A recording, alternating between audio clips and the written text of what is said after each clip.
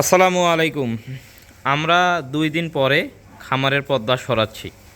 তার মানে আপনারা বুঝে নেন যে আমাদের এদিকে কতটা শীত নেমেছে। তো আমি আমার খামারের যে প্রতিটা গরু আজকে আমি আপনাদেরকে একটু ঘুরে ঘুরে দেখাবো গরুগুলো আসলে কেমন হয়েছে, আমার খামার শেডের বর্তমান কী অবস্থা, এই বিষয়গুলো নিয়ে আলোচনা করব। পাশাপাশি আমাদের খামারের নতুন একজন সদস্য যুক্ত হয়েছে।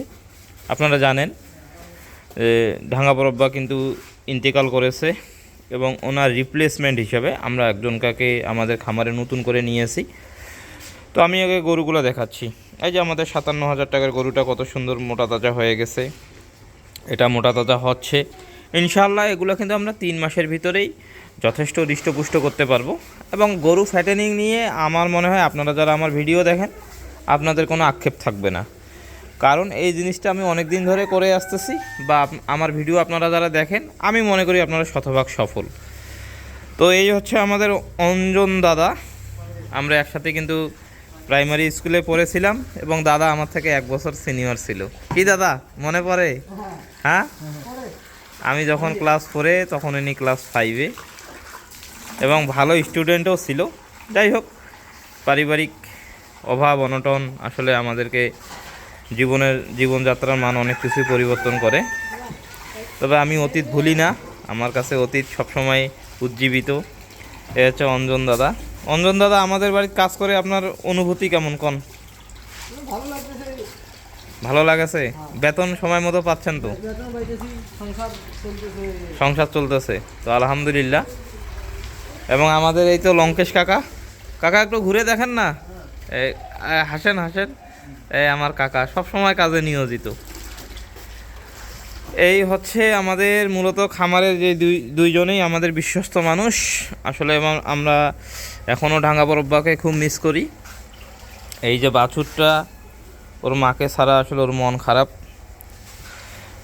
এরপরে এই দিকের গরুগুলোকে তো সেদিন আমি ভিটামিন ইঞ্জেকশনগুলো দিলাম কিছুটা শক্তিশালী হওয়ার জন্য। এরপরে আমি কৃমিমুক্ত করার সিদ্ধান্ত নিব, খুরা রোগের ভ্যাকসিনেশন করে নিব আর কি, এটাও গুরুত্বপূর্ণ হয়ে গেছে।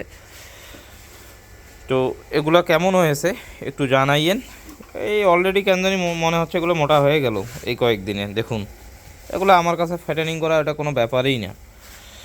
এটা তো হচ্ছে আমাদের খামারে একবারে হট কালেকশন।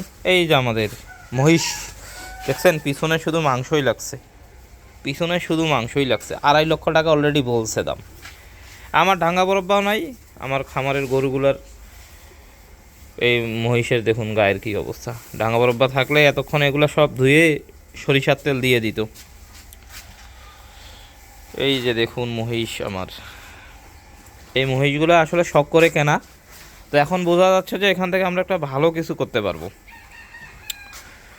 তো এই হচ্ছে আমার গরিবের খামার শেড। এই হচ্ছে আমার খামারের আপডেট। আপনারা অবশ্যই দোয়া করবেন।